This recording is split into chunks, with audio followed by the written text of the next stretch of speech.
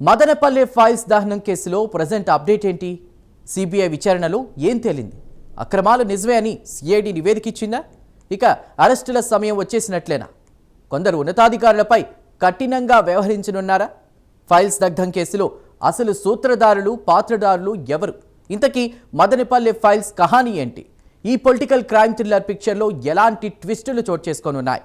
ఆ వివరాలపై ఓ లుక్కేద్దాం.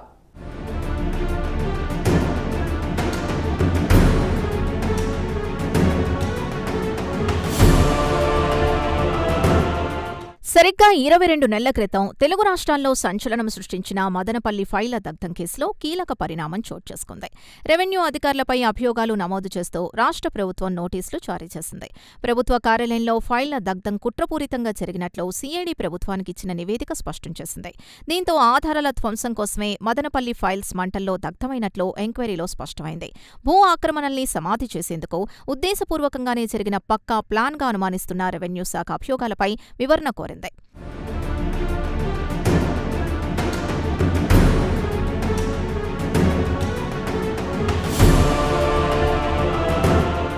ఇక political ఇన్వాల్వ్మెంట్తో files కాలిపోయాయన్న అనుమానం రాజకీయ పెద్దల ఉచ్చు బిగించేలా చేస్తోంది. త్వరలో కీలకమైన నేతలు అరెస్టు కాబోతున్నట్టు సమాచారం. ఇప్పటికీ అనుమానం ఉన్న వ్యక్తులు అరెస్టయ్యారు. వందలాది మంది పేద రైతులకు చెందిన అసైన్డ్ భూములు కొట్టే ప్రణాళికకు ప్రభుత్వం మారడంతో కుట్రలు బయటకొచ్చాయి. మరో వారంలోపు ఈ కేసులో మరికొందరు అరెస్టు కాబోతున్నట్లు ప్రచారం జరుగుతోంది. అదే జరిగితే బాధిత రైతులు సంబరాలు చేసుకునే అవకాశం ఉంది.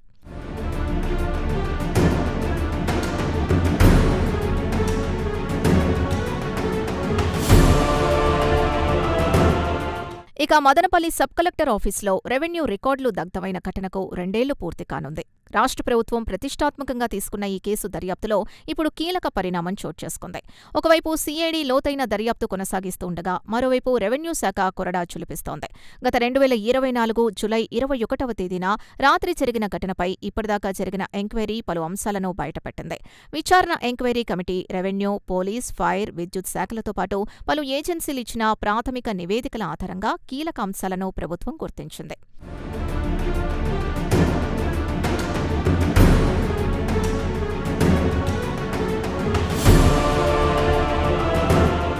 ఎలాంటి ఆధారాలు ఉండకూడదన్న ఉద్దేశంతోనే భూ అక్రమాలు, రికార్డుల్ని దహనం చేసినట్లు సిఐడి ఇచ్చిన నివేదికపై దృష్టి పెట్టింది. ఈ మేరకు ఆర్టీఓలుగా పనిచేసిన మురళి, హరిప్రసాద్తో పాటు సీనియర్ అసిస్టెంట్ గౌతమ్ తేజ్లపై అభియోగాలు మోపడంతో 6 నెలల క్రితం అరెస్టు చేశారు. అలా అరెస్టైన అధికారులు ఇచ్చిన వాంగ్మూలం ప్రకారం త్వరలో మరికొన్ని అరెస్టులు జరుగుతాయని ప్రచారం జరుగుతోంది. అయితే ఈసారి రాజకీయపరమైన నేతల అరెస్ట్లా లేక గత ప్రభుత్వంలో అమరావతి వేదికగా పనిచేసి రిటైర్ అయిన అధికారుల అరెస్ట్లా అనే చర్చ నడుస్తోంది.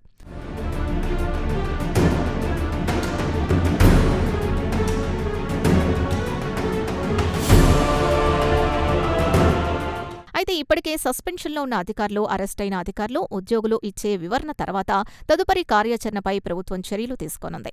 ఇదివరకే ఈ కేసులో కుట్రదారుల భాగం ఉన్నదని సిట్ అధికారులు గుర్తించింది.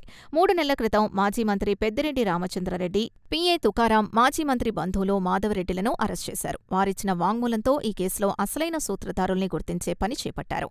ఫైల్స్ ఫైర్లో కుట్ర దాగుందని గుర్తించిన ప్రభుత్వం నిబంధనలు ఉల్లంఘించిన వారిపై చర్యలు తీసుకోనున్నట్టు తెలుస్తోంది.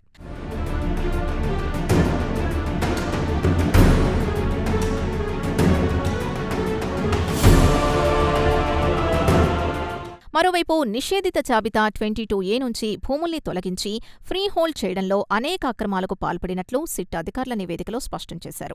ఆధారాల్ని సమాధి చేసేందుకు పెట్టిన నిప్పులో దాదాపు 2440 ఫైల్స్ కాలినట్లు గుర్తించారు. అలాగే ఇందులో పొలిటికల్ లీడర్ల ప్రమేయం ఉందని గుర్తించినట్టు తెలుస్తోంది. ఇక ప్రభుత్వం అనుమతిస్తే ఈ కేసులో కీలకంగా ఉన్న రాజకీయ నేతల్ని అరెస్టు చేసే ఛాన్స్ ఉంది.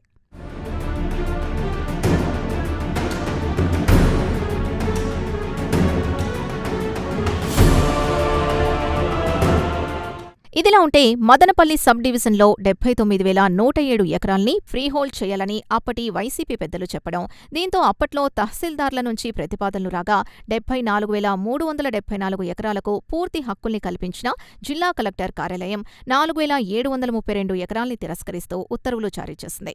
22A నోటిఫికేషన్ నివేదికల్ని మార్చి రికార్డుల్ని అనుకూలంగా తయారు చేసి భూ అక్రమాలకు తెరతీసిన వ్యవహారం ఇప్పుడు ఆ అధికారుల మెడకు చుట్టుకుంది.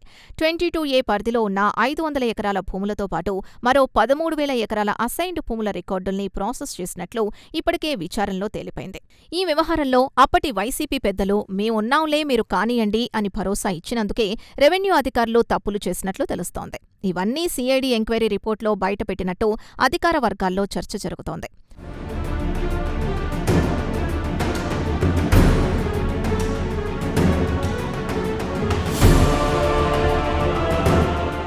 మొత్తానికి గత ప్రభుత్వంలో జిల్లాలో కీలకంగా వ్యవహరించిన వైసీపీ పెద్దల హస్తం ఇందులో ఉందని భావిస్తున్నారు.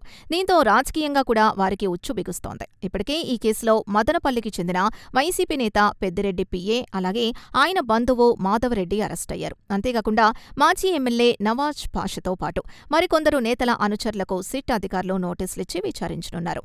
జిల్లాలో త్వరలోనే మరికొంతమందిని అరెస్ట్ చేయడానికి పోలీస్ యంత్రాంగం సిద్ధమవుతోందట. చూడాలి మరి మదనపల్లి ఫైల్స్ దగ్ధం కహానీలో ఎలాంటి ట్విస్టులు చోటు చేసుకుంటాయో.